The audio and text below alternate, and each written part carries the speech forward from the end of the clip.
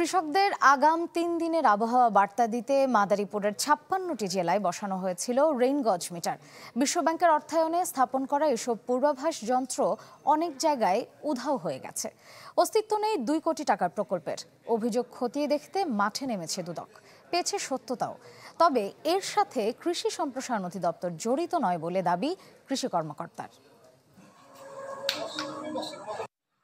সারের ডিলারের দোকানে পাওয়া গেল আবহাওয়ার তথ্য বোর্ড, আর রেইনগজ মিটারে দেখা মিলল উপসহকারী কৃষি কর্মকর্তার বাড়িতে।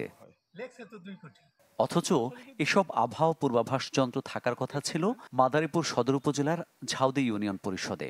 এই অব্যবস্থাপনার কোনো সদুত্তর নেই এই কৃষি কর্মকর্তার কাছে। যেহেতু ঝাউদি ইউনিয়নে কোনো ইউনিয়ন পরিষদ ছিল না, যার কারণে এইটা সংরক্ষণের তাগিদেই আমার বাসাটাও ঝাউদি ইউনিয়নে হওয়ার কারণে ঝাউদি ইউনিয়ন আমার বাসায় এই যন্ত্রটা সেট করা হয় এবং বোর্ডটা এটা বাজারে সেট করা হয়েছিল।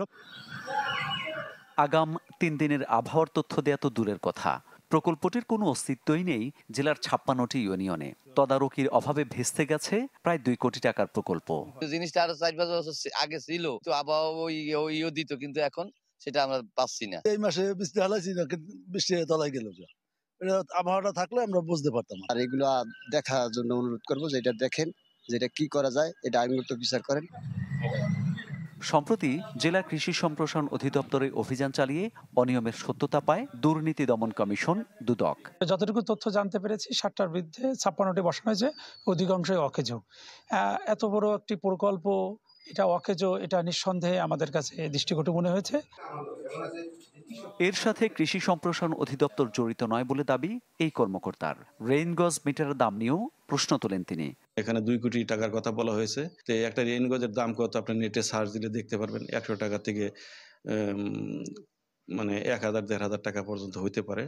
তো সেটি নিয়ে এত তোলপাড় হয়েছে, এটা আসলে বিভ্রান্তিকর।